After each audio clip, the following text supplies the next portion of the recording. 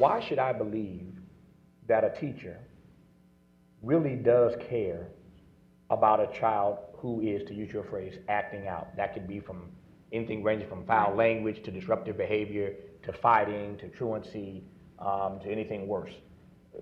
Disabuse me of the notion that teachers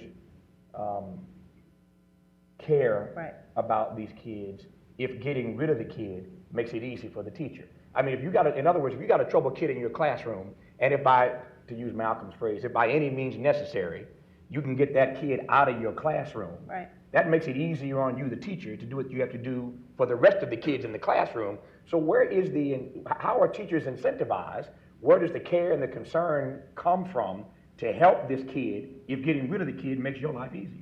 So the issue is not, I think that's a Say nothing of the test scores. If he or she's bringing down your test scores and you teach him to the test, get that fool out the classroom. So let me do it really personally from my experience, because most people would have argued to you that I was a pretty good teacher.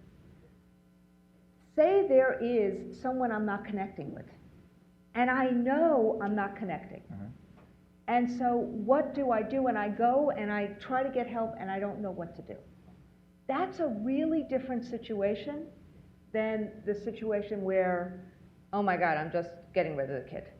And so the problem is that we need to actually have really good codes of conduct in school that are really reliably enforced, and we have to have alternatives that don't expel a kid, but make sure that we have real supports for students.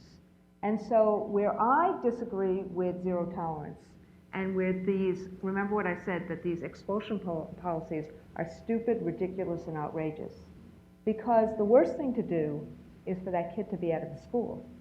So what we need to do is make sure that we both help all the kids who are not acting out and all the kids who are. And so the issue becomes, but individual teachers sometimes, we don't always have in our bag of tricks the way to engage every single day.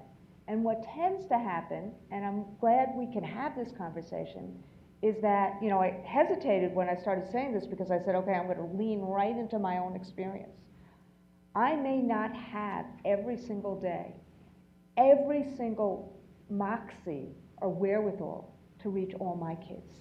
And that's where I also need some help.